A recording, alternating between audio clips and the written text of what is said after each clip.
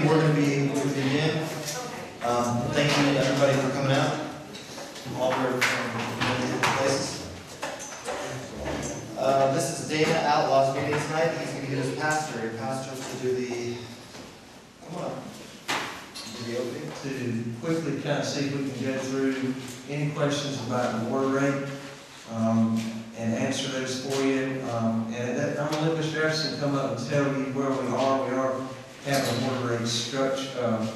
We're having a rate structure consultant doing some evaluations of that at this time.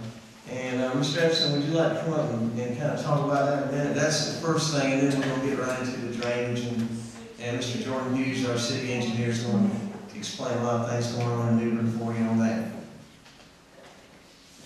All right, thank you.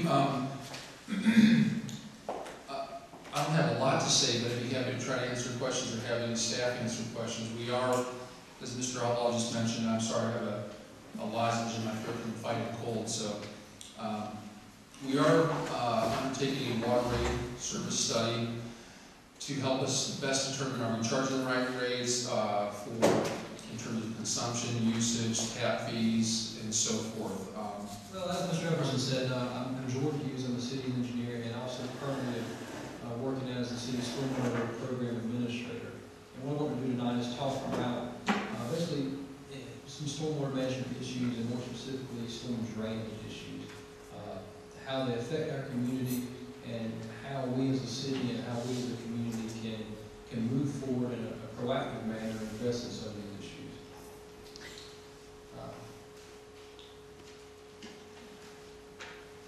One of the first things I want to start off with is this will be the first two slides.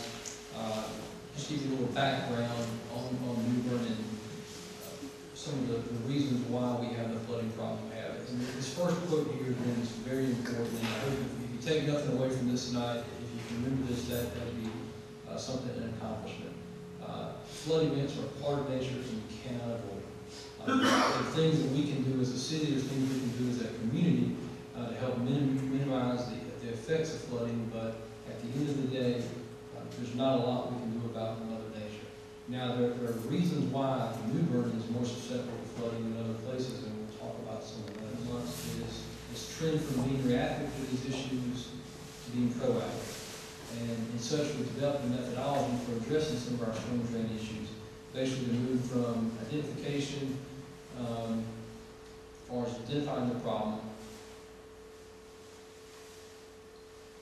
We have to evaluate potential solutions, prioritize our available resources, and the end goal is to simply implement improvements where we can as necessary. I'm going to go through these a little bit and talk about how this applies to two different types of drainage problems. The top category are obstructed drainage problems. These are things that we see very commonly. That are commonly identified, commonly corrected. And we are actually identifying and correcting these things on a day-to-day basis. Things that fall in the bottom category there are typically bigger problems. They're harder to identify. They take more time and resources to evaluate. And once you identify solutions, most of the time they're large capital investment type projects that take quite a bit of resource and funding to get implemented. We'll talk about a few of the things that we do as far as looking at obstructed drainage paths.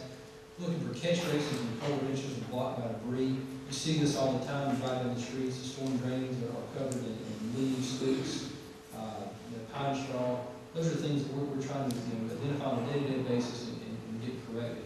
Also, restrictions in culverts and storm drain piping. This could be as simple as, once again, a large amount of leaves, sticks, and debris in the entrance of a culvert, or it could be as complicated as a collapse in a culvert pipe.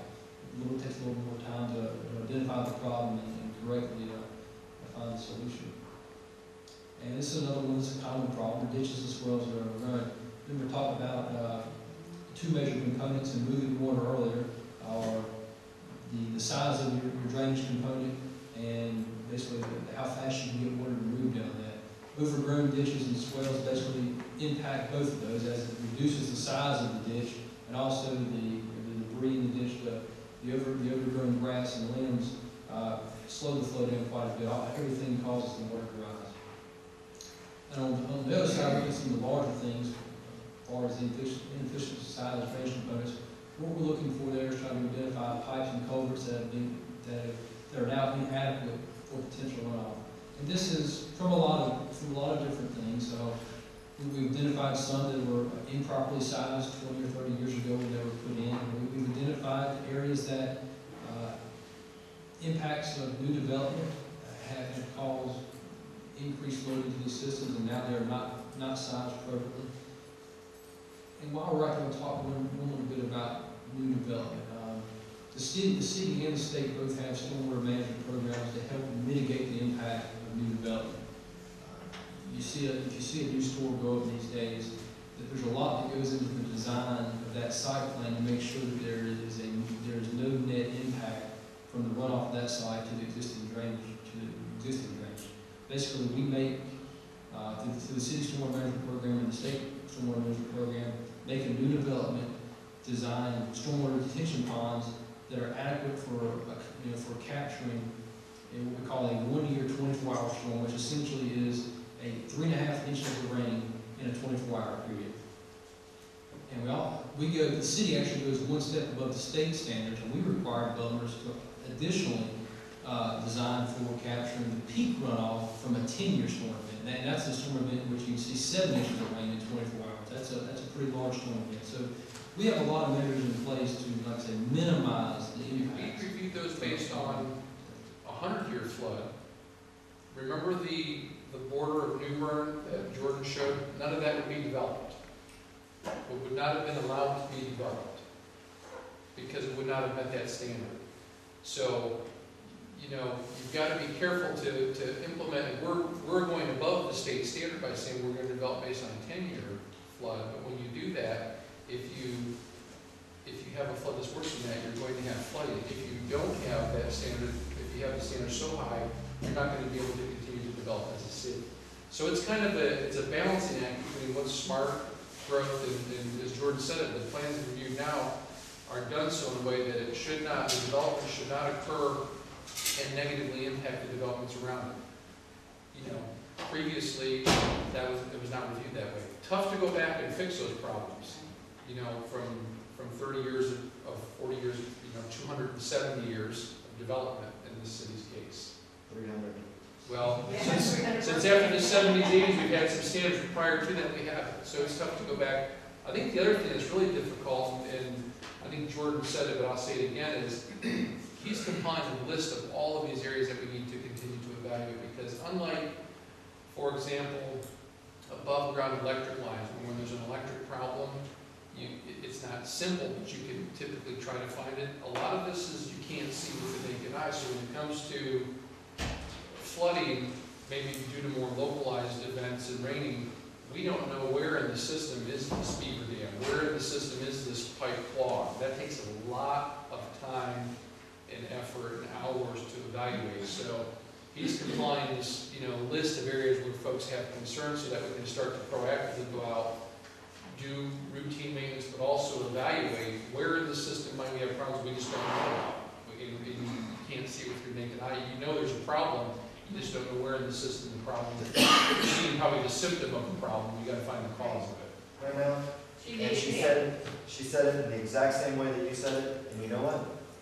We responded, and guess what? Damon, I'd like to come down and can we make an appointment with you to come down and look at your dishes and You show us? where you want to. I know we're all on that side, sir. All right, Mr. Outlaw's going to get up with you, and would you make the appointment? So maybe this weekend, we're going to have an open house at City Hall this weekend from 12. You have one at my house, you want. Well, that's exactly Bring your shovel. that's exactly what I'm thinking about. And I'm thinking about Right, because I'll if be. we organize 100 people before to go down there and clean up all those upfield canals, guess what? We do the same thing. Yeah, here. well, we did that. The man that throws all that But no one- garbage down there, he ought to have to pay for it.